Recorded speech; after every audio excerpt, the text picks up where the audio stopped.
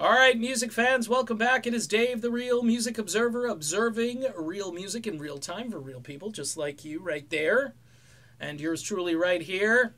Yes, there is other news to talk about today. Fleetwood Mac stuff going on, as both Lindsey Buckingham and Fleetwood Mac have decided to kind of tour at the same time.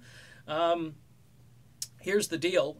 Lindsey probably had this tour mapped out last year, and supposedly this was one of the chief reasons why the two couldn't come to an agreement as far as, say, Lindsey going out on tour with Fleetwood Mac. Mac wanted to do it now. Lindsey said, no, I want to tour. You know, everybody else gets to do what they want to do. I want to do what I want to do. Lindsey thought he held some cards there. He played the cards, and he lost his hand to Irving Azoff, who probably sat down with the rest of the band and said, hey, we need to make this money, and we need to go out on the road. Journey is getting off the road. Some of my other acts are getting off the road. We need Fleetwood Mac back on the road here to generate some revenue. I'm just looking at it like I think Irving looks at it. And Irving, like I said, there's a certain dynamic that he promotes in these groups. I don't think he really cares who's in the band. I think he wants the name, and he wants a couple of members in there that people can identify with. He wants them playing these songs that are, 30, 40, 50 years old in some cases, and just, like a really good cover band, a really good tribute band. You got big sound going out through big speakers. You got people drinking alcohol, and everybody's happy, okay? That's the cultural thing. Hey, I'm going to see Fleetwood Mac. What a cultural event. Hey, did you hear they don't have Lindsey Buckingham in the band?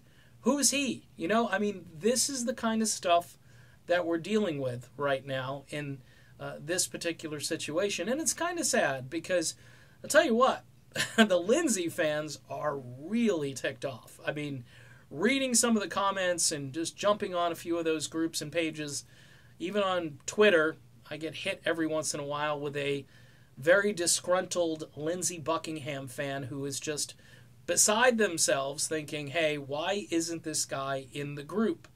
And based on, I guess, if I'm going to look at some of my other videos that I do about certain bands, I mean, Dennis DeYoung, I think, should be in Styx. In a perfect world, Steve Perry might be in Journey still. I don't think that's ever going to happen, but here's the thing. Lindsey Buckingham needs Fleetwood Mac, and Fleetwood Mac needs him. But in this situation, I think Lindsey's loyal fans are going to buy tickets and show up to see him. They may have gone to see Fleetwood Mac, and they may make that decision not to actually go see Fleetwood Mac. Because they're going to be in these cities almost simultaneously, only a couple of days apart. And look, there's only so much disposable income out there. And if you're thinking to yourself, hey, I can buy a ticket to go see Lindsey, $30, $40, where I'm going to have to pay maybe $119 or something to go see Fleetwood Mac in this big echoey stadium, where I could probably go see Lindsey in a much quieter, more intimate venue and get more bang for my concert buck and get to hear some Lindsey solo material as well. So it's definitely going to be a hard choice for some of these Fleetwood Mac fans. And I think the fans that are loyal to Lindsey, they're going to show up because, because they like the guy, number one. And number two, they might want to stick it to Fleetwood Mac to some degree.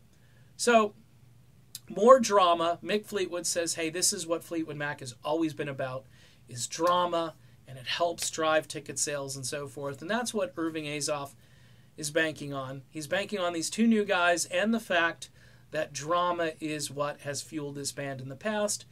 Not sure how this is going to work out, though, if Lindsey Buckingham is lurking around the corner waiting to play a city that Fleetwood Mac is about to get to or has already been. It may just be where Lindsey Buckingham steals some of this audience away, and Fleetwood Mac can't make up for it with Mike Campbell and Neil Finn.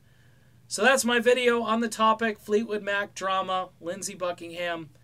Who's going to sell more tickets? Well, probably Fleetwood Mac, because they have to fill up these big stadiums.